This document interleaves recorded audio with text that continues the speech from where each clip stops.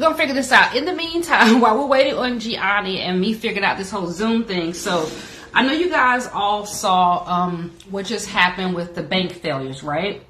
So with the bank failures, we had a lot going on, and everybody's like, what the heck is happening? Are all the other banks going to fail? Well, we're about to find out what's really going on and how it's going to affect your mortgage rates, how it's going to affect you buying a home, because we know buying a home has been crazy these last couple of years. So we're going to get the skinny, as I say, on what's really happening. So, all right, it's coming. It's coming. Let's see. Okay. All right, so while we're waiting on Gianni, anybody have any questions about the real estate market right now and about interest rates? Like, what are your burning questions? Because we know that you know, lots been going on. Last year's market was absolutely crazy, and then like September of last year, around October, things kind of just slowed down. Everybody put on pause because rates just skyrocketed. So the thing is, what's about to happen next? What's happening now? I mean, it can affect you guys in a manner of ways. If you're a buyer, does it affect you? Most definitely. If you're a seller, how is that going to affect you? So let me know if you guys have any burning questions on the current real estate market and how it's affecting you, or if you have some experiences of what has happened to you in the last few months while you're looking for a home or even trying to sell your home. So let us know. Let's see. I see a question here. Is it a great time to buy? That's a really good question. So I know a lot of people have been on the fence saying, I don't know if I should buy now. Rates are so crazy. Is it a good time for me to buy? Well, what is the real answer? Do you want a realtor answer who you think is trying to sell you something? Or do you want the real? I'm going to give you the real. It's always a great time to buy. Oh my goodness. Why is that? It's a great time to buy when you're ready. It doesn't matter if rates are high or rates are low. What I will say though, right now is an excellent time to buy. Why is it an excellent time to buy if rates are so high? Let me tell you. This is the thing. Remember in back in like September, like I said earlier, when all the rates skyrocketed? And think back a couple of months before that. Remember when the market was crazy? Everybody was overbidding for homes. People were doing all kinds of stuff just to secure a home. It was absolutely bananas. It was the wild, wild west. Buyers were stressful. Sellers were happy. Realtors were exhausted. It was so much going on. And it was a crazy market. So it was super competitive. But what's happening right now? A lot of buyers are on the fence. They pulled back and they're like, well, I don't know if I want to buy right now because rates are so high. And so while everybody's sitting, guess who's taking advantage? Guess who's getting the very best deals on homes? The buyers that are out there. What type of deals are they getting? Well, let's first start with new construction. New construction deals, oh my goodness. New construction deals, bananas. So remember back when the market was crazy and you were on waiting lists to buy a home and the builder would pretty much build the home for you. You had no choices on what you could pick. They picked your floors. They picked your cabinets. They picked your light fixtures. And if they messed up on your floors, happened to a client of mine, guess what? Oh, well, I'm sorry. You got to buy this home if you want to, or you can get back out there in the market. Good luck getting a home. That was the market we were in. Was it sad? Was it difficult for many? It was. But now, So what these builders are doing, guess what? What has come back? You have the opportunity with some builders, not some builders, not all, the opportunity to go ahead. Oh, here we go. 1 second. To start picking out what you want from your like features on your home. So you can start picking colors. You can start picking out your floors, all that kind of stuff. So that's what's super exciting. Not only can you, hey Gianni, hey, buddy. So I was just telling everybody about the difference between the market last year and why it's a good time to buy now, in reference to with the builders. They're letting you get it back to where you can start picking out your features of your home and things like that, because last year they built your home and it was take it or leave it. So I was just chatting to everybody about that, but I am so excited to have you. because our conversation last night was crazy, and I can't wait for you to tell everybody about what is happening with the market, with rates, with bank failures, all that stuff, and why is it a good time to buy for buyers right now. So if you want to jump in, introduce yourself, please do, and we'll take questions and everything. Sure. First of all, thank you for having me on here today, and thank you for the McDonough Moms group for allowing us to come on and be a part of your group today. We appreciate it. I've got a lot of good information, as I'm sure if you've not been living in a cave, you've noticed there's been a lot of crazy stuff going on in the financial world, and I'm going to break it all down to you and share with you how that affects housing, how it affects rates, how it affects your ability to buy. The good news is there's a lot of crazy stuff going on, and generally when stuff like that happens, it is good for mortgage interest rates. So let's take a trip down memory lane. Let's go back to the beginning of the pandemic in 2020, right? When the world went upside down, inside out. What happened? Rates fell to the 2s and the 3s, right? Okay, why did that happen? Because our economy almost collapsed. So again, we have to understand mortgage rates work off of a different system. It's not like the stock market that thrives off of a good economy. Interest rates thrive off a bad economy, okay? So fast forward to August of last year, right? So during that time, we had billions upon trillions of dollars of stimulus money that was given out to us, given out to other countries, and so on and so forth. What did that cause? It caused inflation. That's our new swear word for the 2020, right? It's inflation. It's killing everybody. It's killing everybody. Right. And domestically, globally, everything. Everyone is sick and tired of hearing about inflation, but it plays a very integral role in what's happened to interest rates. So we went from a rate market of 3% up into the mid-7s by the time it peaked, right around October, right? So that caused a major shifting in the housing market. It caused a major shifting in economics, and it caused a major shift in how buyers were looking in the market. Last year, what is 40, 50 people at one house? You know, that's what the market was like. Now we've normalized, right? Things have gotten a little bit different, and we've normalized. Like Nakia said, what that's done is that opens up opportunities where we're now kind of in a kind of a mid-level market where there's still opportunities for buyers to come in. Even though the rates are higher right now, there's still opportunity where you as a buyer can go in and negotiate with the seller in most cases to either get closing costs paid so that you can buy your interest rate down, or you can negotiate a better price. Why is that important to understand? Because a lot of people have the mentality is, I'm going to wait for rates to drop. Exactly. Well, if you wait for rates to drop, and we'll explain the dynamic of what's going on right now in just a second, but it's important to understand what's happened and what's happening to understand what's going to happen and what just happened with the banking crisis. So everybody is kind of in that same mentality. I'm going to wait for rates to drop. I'm going to wait for rates to drop. The challenge with that, especially in Georgia, because we can't talk about the entire United States because every real estate market has their own dynamics. Georgia, in particular, is still an extremely affordable place to live. What is our biggest challenge, and has been for the last 2 to 3 years? Inventory. And we still have that same problem because a lot of sellers are afraid to sell because they don't know where they're going to go. They don't know what they're going to do. So the biggest dynamic of our buying population are out-of-state buyers. People that are coming from more unaffordable places to live, like up north, where I'm from, out west, and these other high-cost states, and they're moving down here. The pandemic opened up a lot of opportunities for people to move without a lot of job resistance because a lot of people can work remotely now. So I could take my job that's paying this huge amount of money, and I can bring it to Georgia. I can lower my bills, lower my budget, buy a house for a fraction of the cost I could where I was living, and the rate doesn't matter to me. 6, 7, 8, 9, 10% doesn't matter. I'm still paying less for my housing, and I'm paying less for everything else. So that's what people are not understanding, is that those people in particular are creating an absorption of market inventory, making it, even though that rates are higher, still a competitive market in some cases. I still have some buyers that are going against multiple offers, believe it or not, with 6 and 7% interest rates. Yes.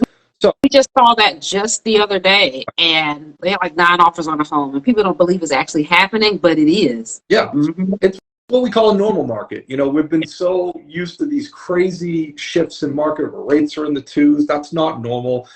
Buyers that are paying 50, 60,000 over, that's not normal. This is normal, where you have sometimes you'll have you'll have multiple offers and sometimes not. So that's normal market. When I first got into the mortgage business, and I forgot to even announce who I was. I'm Gianni with Homebridge Financial Services. I got so excited about talking about rates, I forgot to tell you who I was.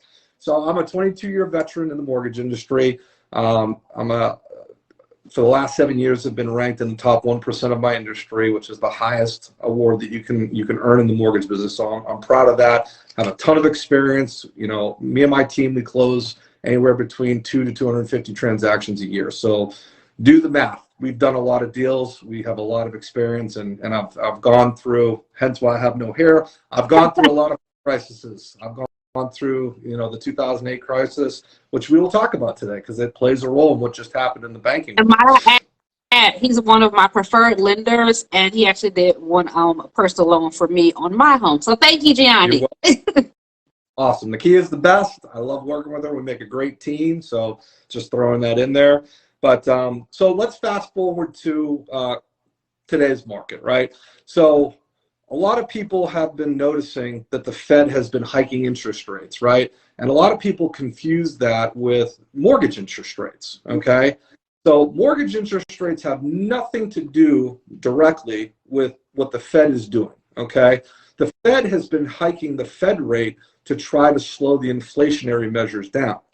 The problem with what they've done and what they just did is that they were doing it too fast. I'll give you an example that everyone can understand. So if I had a sick child, all right, and I read the medication to fix the illness, right, and it says give him this medicine every 4 to 6 hours, but I give it to him every 5 minutes because he's not getting better.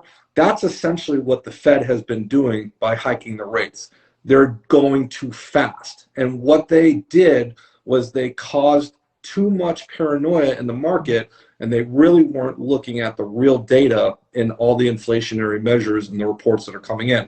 Because what you have to understand is all these reports that dictate inflation are generally 30 to 60 days behind. There's a lot of lagging data. So they weren't looking at what was happening and what they did and how that was going to affect everything, yet they were just throwing gasoline on the fire. And that's essentially what caused, in a nutshell, and I'm going to break it down for you, what just happened to Silicon Valley Bank and Signature Bank, which is the second largest bank failure in the United States history. So let's kind of break this down a little bit so you guys can understand it, and then I can translate how this is going to help with interest rates. Wait, so I get some help with interest rates. Hold on, did you say help with interest rates? Okay. Yeah. All right, go ahead.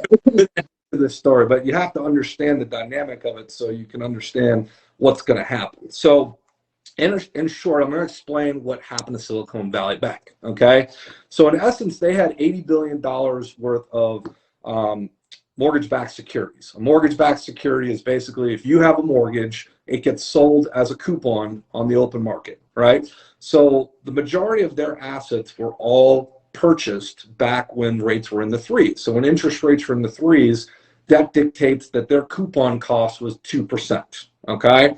So now as the Fed has hiked rates, interest rates are higher, which means that coupon cost is higher, right? But we're going to go back to 2008. In 2008, you may have not have heard of this act, but it was a big act passed by Congress called the Dodd-Frank Act. Well, part of that Dodd-Frank Act allowed banks to, in a sense, hide their losses on assets that weren't matured yet. So a bond is not matured yet unless it's sold, okay, or if it reaches its peak of investment tools. So basically, this allowed, it's called a held to maturity, passed in 2008. So basically, Silicon Valley Bank, they had $80 billion of coupons that were now not worth what they paid for back, in early 2000, 2001, okay? But they didn't have to show that loss on their balance sheet. So when they were showing their balance sheets, they were showing a $12 billion gain. But in essence, when you look at the actual, if they mark to market, meaning if they brought those assets and sold them to the market today, they'd be upside down by $15 billion. Okay. So didn't really matter because, banks operate like this all the time. This is how it works, because the investments are long term. So as long as people continue to buy stocks and keep their money in the deposits and all that stuff, everything flows correctly. Well, this is where the cracks started happening. It actually started happening. If you guys know Jim Cramer and Mad Money, he runs a show, very popular show. Well, he kind of brought light to this whole situation by promoting the stock. Back on February 8th, which was only 5 weeks ago, he started talking about the stock. It was down 66% at this time. So there was obviously, there was exasperation in the area of the market. People starting to see it, and the stock was, starting to fall. But he was promoting it. He was saying it was still cheap. They're going to rebound. They're going to bounce back. Well, what it did was it opened up a can of worms. And smart money traders and investors started looking at the held to maturity guideline and looking at their actual balance sheet and seeing that they were actually upside down by $3 billion. So what did they do? They started shorting their stock. And if you don't know what that means that I'm betting against them going up. That means I'm betting that their stock's going to come down. Okay, it's not good. Going to ask that, like, what does that mean? Okay, so they're betting that it's going to be issued. It's going to collapse, that it's going to fall, that it's going to start shrinking, people are going to start selling off. So basically, they're basically calling them out and saying, hey, I know you guys are going to start tanking. That's essentially what they're doing when they start short selling stock. So then money managers start advising the depositors to start withdrawing money. Now you're talking about large businesses that have payroll accounts that are, we're not talking about your everyday mom and pop checking and saving. You're talking about large corporations that have their payroll and everything, huge assets. So they're advising. So the people on the news saying, I can't pay my payroll. That's what that was about. Exactly. Okay. Right. Wow. So the magnitude that this started to cause was, global panic, essentially. So people were starting to advise to withdraw money. So now what happens is when the bank starts losing liquidity like this, they can't sell stock because everyone knows the stock is devalued because they're short selling it, and they can't borrow money because they don't have any assets to borrow against, right? So now they're forced to bring those mortgage-backed securities that we just talked about, they're upside down, and sell them to market. So they brought $21 billion of mortgage-backed securities, and that caused a $2 billion loss.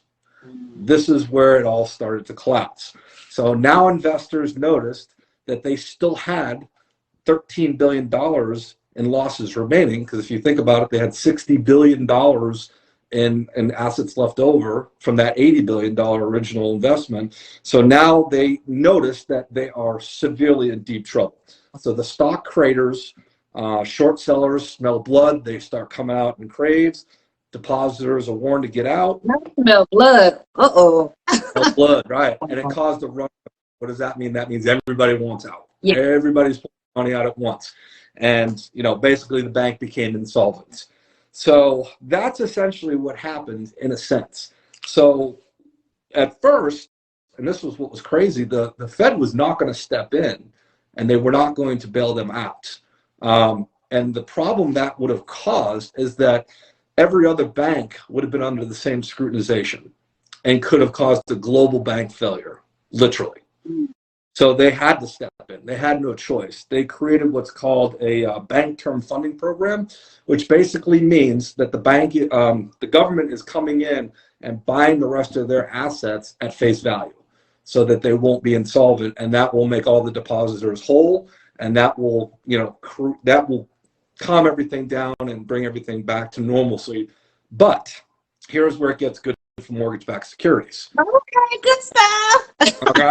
So now mortgage-backed securities are what dictate interest rates. So now the Fed has they're going to have a ginormous amount of mortgage-backed securities that they're going to have to sell to the market and recoup their losses that they just absolved from this bank. And it's probably going to happen with a lot of other banks as well.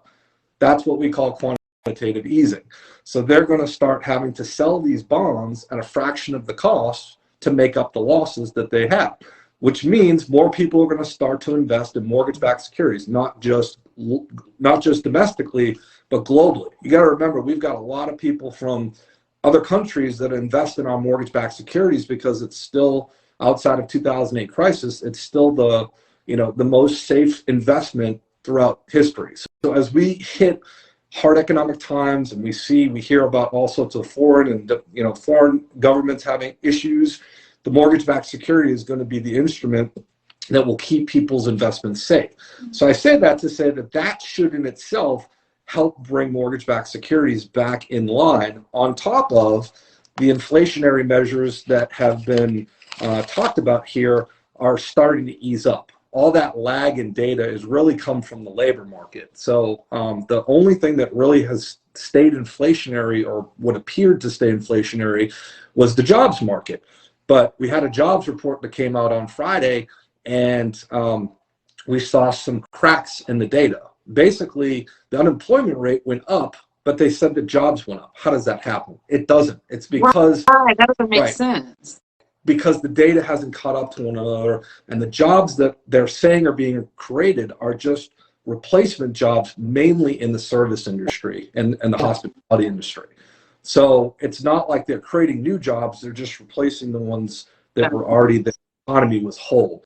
So that's where the cracks in the data are. And then the other part of inflation that hasn't caught up is shelter costs, rental costs. Believe it or not, globally, rental costs have come down for the most part, not necessarily in Georgia, but in the global United States. When you look at these reports, this is global, not just in one area. So that being said, we're expecting to start see rates drop. Now, in the last 3 days, I have noticed a tremendous change in rates. Just in the last 2 days, we've gained over almost 3/4 of a point in rates. So I was at 7.5% on Thursday of last week, and rates haven't come out yet today, but we're at about 6.5, 6.75 without buying down the interest rate.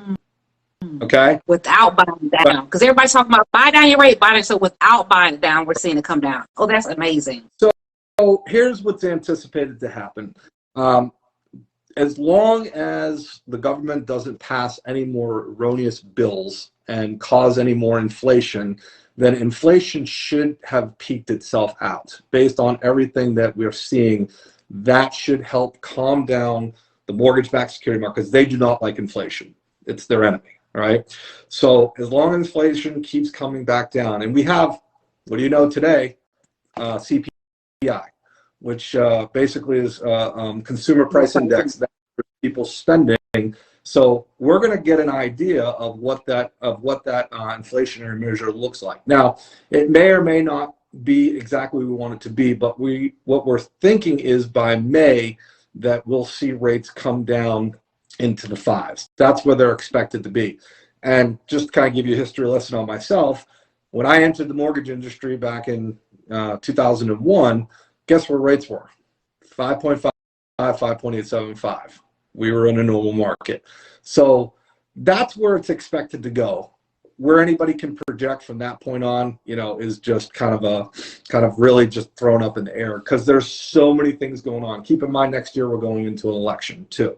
So I say all that to say is don't wait, because if you right now can get into a home and buy your rate down into the 5s, then waiting only is going to cause your payment to go up, because even if rates go into the 5s, right, regardless, you're going to end up paying more for that home because of, let's go back to the original issue, inventory issues. So if everybody is sitting on the fence waiting for rates to drop, once rates drop, what's going to happen? Everybody's coming back. And you know what? And something you said earlier, you said, we're anticipating rates to kind of come down around May. And we all know, everybody that watches real estate, historically, in the spring, summertime is the busiest part of the real estate market. So we're anticipating a lot of people that want to move for schools, when schools are, things like that. So imagine rates go down. So you've got that frenzy of people coming back to the market. Imagine people that tend to like to shop during summertime. We may see ourselves back where we were with bidding wars all over again. So I tell a lot of my clients and people I chat with, come in now while all the deals are out there, like you said, closing costs from the sellers, they're doing repairs. You know, I would say they give you everything you want, but just about you can get what you want right now. Yep. And so, like you said, with inventory the way it is, you know, it's still not enough homes for everyone. People just kind of pause, but I've seen them kind of trickling back in, like you said, multiple offers the other day. But I can only imagine what it's going to be like summertime. Right. And then you have to think about too, and I mentioned that shelter costs have come down globally, but in Georgia they really haven't. Rental costs are actually going up. We're kind of that we operate on a different scale than most of the other housing markets. So, essentially, if you're not living in your parents' basement, you're going to have to live somewhere. You're going to have to rent or. And as we continue to see economic pressure and a full-blown recession, which we're in and going to continue in, that's going to cause more economic pressure. The jobs market, I think, is honestly going to get worse, and more people are going to be out of work. And I've also seen this behavior just in borrowers that I closed last year. They're coming back to me and they've racked up $50,000, $60,000 in credit card debt. Why? Because they've been living on plastic. The worst thing that could have happened was stimulus checks. Unfortunately, they were meant for a certain purpose, but a lot of people that got them that really didn't need them, they had extra money in their pocket. So they got used to spending more than they actually used to have, right? So it becomes behavioral modification, and usually you can't go backwards. So with that and inflation, where everything has gotten more expensive, I end up spending more than I have. If I don't have savings and my income isn't going up, then I'm spending more than I have. And that's really what the general population has been doing. They've been living on plastic. That's going to come to a head eventually, and you're going to start seeing defaults.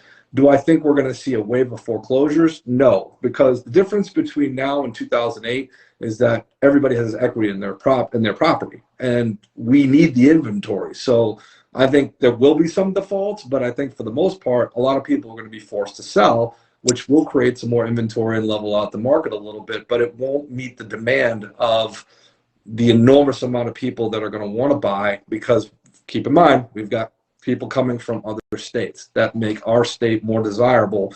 And these people that are coming are not replacement buyers. Like if I have a home to sell, then I'm replacing the market with a piece of inventory. But if I come from out of state, then all I'm doing is gobbling up the inventory. And we also have the millennial generation, which is the largest home buying population and the largest generation of all the generations that are all starting to buy.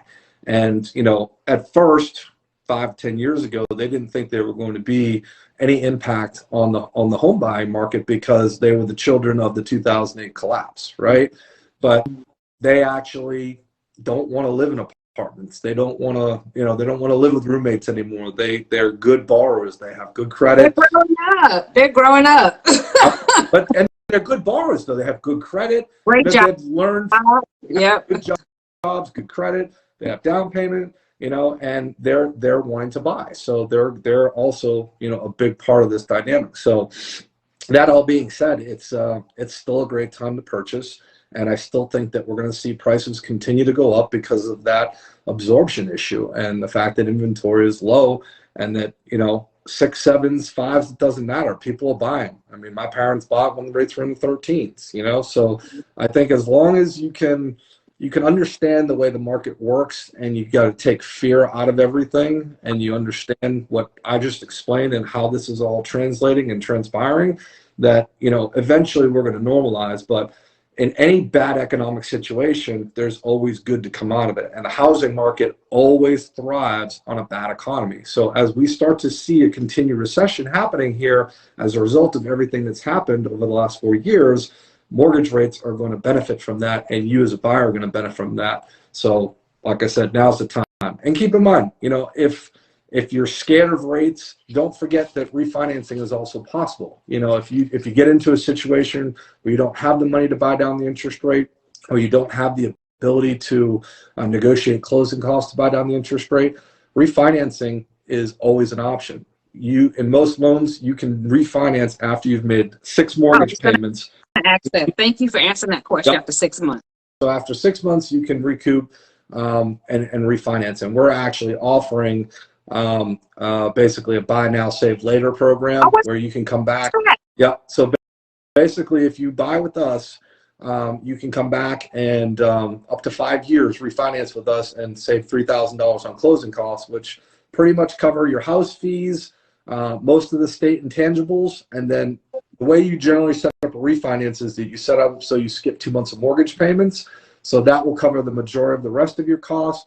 And if you're escrowing, which means that we're taking responsibility for your taxes and insurance, you get that escrow account back at closing for the existing mortgage, and that covers the new escrow account that we start. So when it's all said and done, if you work with a good loan officer, hint, hint, they can show you how to structure refinance where the cost is basically almost wiped out at the end of the day. So that's what makes it financially worth it, and that's where refinancing makes sense. Because I have some people that are not wanting to buy down rate. I have two different types of buyers right now. I have people that are like, just give me the rate where it's at. We I don't want to spend money. One right now that said we are not buying down the rate. Literally. Just yesterday.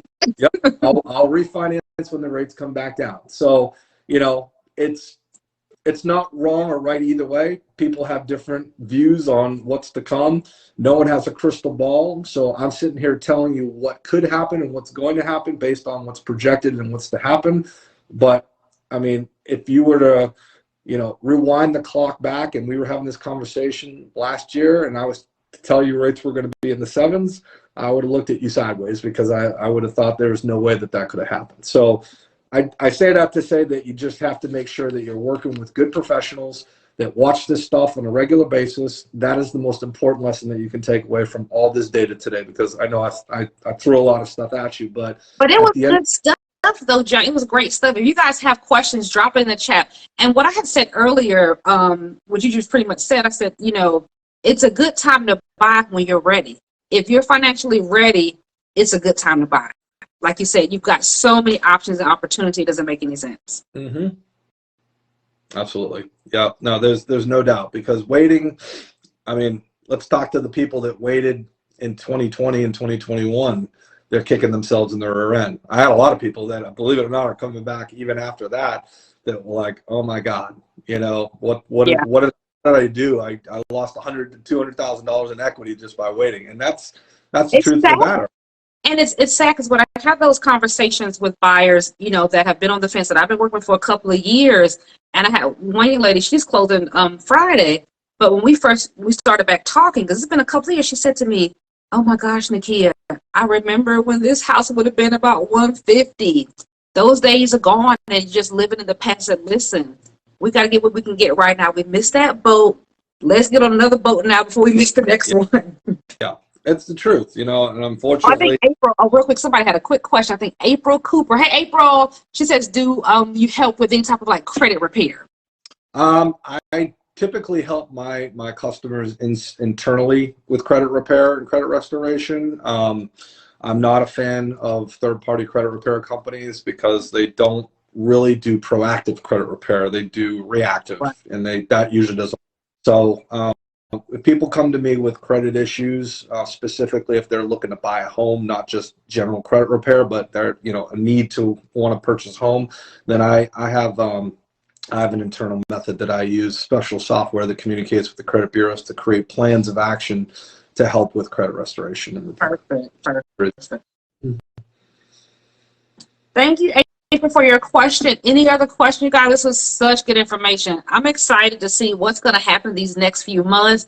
So the bank failure had us all freaked out, but now we find out the government came in and reeled it back in, and that's actually going to help us in the end with these rates potentially and with buying a home. So that's exciting to me because that gives people the opportunity, like I said, refinance. So just keep watching rates, get into your home. Like I was saying earlier, with the deals that these builders have, with the deals that these sellers are giving, some people aren't even having to pay asking price for a home. So, look at the home, see how long it's been on the market. If you have a good agent, then they can do some negotiation for you. So you need to have a good team behind you. Let's see if we have any other questions. I want to make sure we don't miss anybody. Anything you want to say in closing, Gianni? Because this was great. This was great. Thank you. Well, I will tell you that, I will speak to Nakia, brag on her a little bit. Not all agents are created equal, just like not all mortgage lenders are created equal. And every deal I do with Nakia, goes smoothly. And there's a testament to said that, because this is not, first of all, we're not in an easy industry, and we're not in an easy market. This is not an easy market like it used to be, where you can just throw an offer together and it gets accepted. It doesn't work like that right now. You have to have someone that's savvy, that knows how to negotiate, and knows how to work within the confines of who they're dealing with. And I can tell you she does. Almost every single deal, she has gotten closing costs paid by the seller, whether it's a builder or a resale. And I can tell you that is not the case on every transaction I do. And every deal works out the way it's supposed to. She communicates, which is huge. Believe it or not, I know that's like the number one thing in our business, but how often do we see communication failure between, other sides? Communication, huge, and she does a great job for her clients, and she always makes sure that they're taken care of from start to finish. So I love working with her as a professional, and that speaks volumes, because I work with a lot of people on both sides, and I can honestly tell you I enjoy every time I work with her. It's an easy transaction, and sometimes my hair starts to grow back a little bit, but then other people make it disappear. So Thank you so much, Gianni. I know I enjoy working with you. I'd like to give you a quick example, you guys. I was meeting with the client the other day. We went to go look at a property, and they were approved with my lender, Gianni. And so they were excited about wanting to make an offer. And the type of realtor that I am, I always want to chat with my lender before I make an offer, because I want to make sure, we're putting the right, contingencies and dates that are going to work for everybody. And so I think it was a Saturday afternoon. It was Saturday or Friday, but I remember it was like 6 or 7 o'clock. We had just finished seeing the home. I was sitting with my clients at their house, and I texted you. I said, I got a quick question, about closing costs and dates.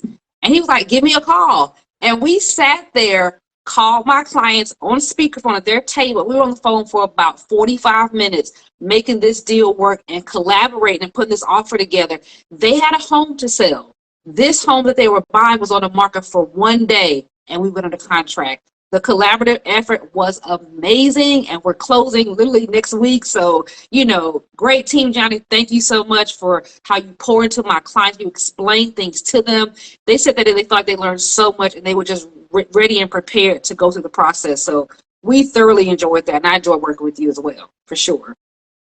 I want to throw one more thing at you guys that's coming up, because a lot of people are challenged with saving for down payment, right? That's probably the challenge that people find right now as prices have gone up, especially the time home buyer.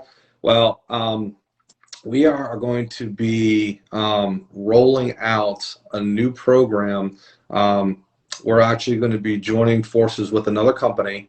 My company, this is actually news to you, Nakia, too. We're actually working with another company called CMG Mortgage. This is the first time I'm actually announcing it to anyone. So we're two of the largest privately held. Heard it here first. Sorry, I had to say that. Yeah, this is live, real news. Okay, CMG and Homebridge Financial are actually merging, and we're two of the largest privately held mortgage lenders in the country. The reason we're merging is because our market is absolving a lot of lenders, and a lot of people are going away, and we're joining forces to become a bigger powerhouse. Well, they have the most unique down payment assistance program. It's the only approved crowd-funded down payment assistance program out there.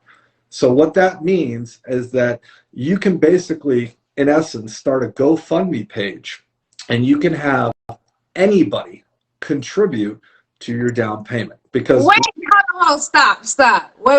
Wait. No. I just dropped a bomb on you, didn't I? No, hold on. Wait, say that one more time. I gotta hear that again. Say that again, please. So this is a federally approved program. CMG is the only company that has federal approval to do a crowd-funded down payment assistance program. So basically, if I start a page, right, for my borrowers, a GoFundMe page, not only can my relatives contribute, which is the traditional gifting method for most loan programs, right? You can only be a family member. I'm thinking of the word, but you can only be, Is it immediate or close or something like that? Yeah, immediate family. Thank you. You can only be immediate family. So that's mother, brother, sister, grandparents, aunts, uncles, basically it. Domestic partner. With this, my employer can contribute. My friends can contribute. anybody can contribute, right? So think of the possibilities of just getting 100 here, 100 there, 100 there. You could start this for your children, right? Instead of starting a college fund, you start them a housing fund. Like this, magnanimous. Like there's so many possibilities, it's endless. But the bottom line is this is a cool way that we're taking a new age technology and we're putting it to work to help people raise money for their down payment. And you'd be shocked how many campaigns have gone successful for their existing clients. So I'm excited. I can't wait to bring that to us. We'll have that available to us come April 1st. Okay. I'm so excited about this. I cannot wait. When we get out this call, we are setting up a date. I want to hear all about it, ins and outs. How can I market this to my clients? A GoFundMe, so to speak, almost for your down payment. That's crazy. I love it. You were a new couple and you were getting married, right? Instead of having them do junky, things that you're never going to use, donate to my GoFundMe, for my homepage. You know what I mean? I love it. So, that's amazing.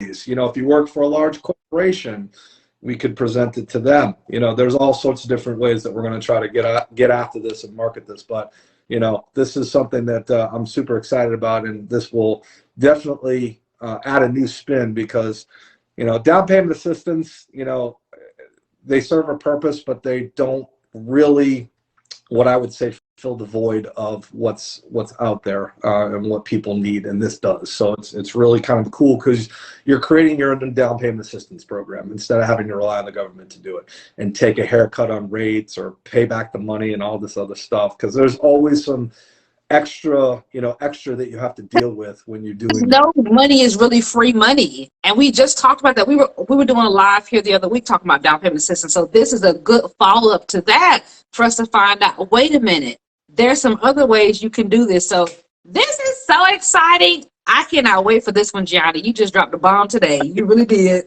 Did I? Yeah, I wanted to give you a little surprise too. Yeah. I love it. Well, this was great. So I appreciate everyone that came on today. Thank you so much, Gianni. This has been amazing. We may have a couple of questions that may pop up in the chat when people watch the replay later. So if you pop in, we'll be answering those the next couple of days. But this was great. Okay, hear me?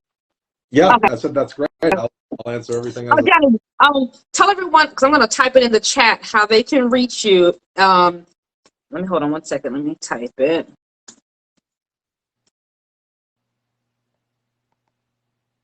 Uh-oh, never mind. It won't let me do what I want to do. Okay. What's your contact info? Say it, and then I'm going to type it in the chat. I'm going to type it in there for you. Oh, thank you. Perfect. So, yes, you guys, while he's typing that, I just want to say if you guys have questions about this new GoFundMe down payment, you have questions about the rates or any questions about what we talked about today, you can go ahead and reach me or drop his information in the chat. This is super exciting. Can't wait to see it roll out. You guys, this has been informative.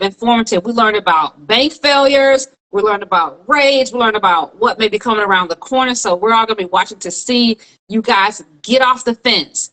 Get off the fence. Come on, let's talk about buying your home, securing your financial future for yourself, for your family, your generational wealth. Let's do this. You have questions, reach out. I'm going to put my information in the chat as well.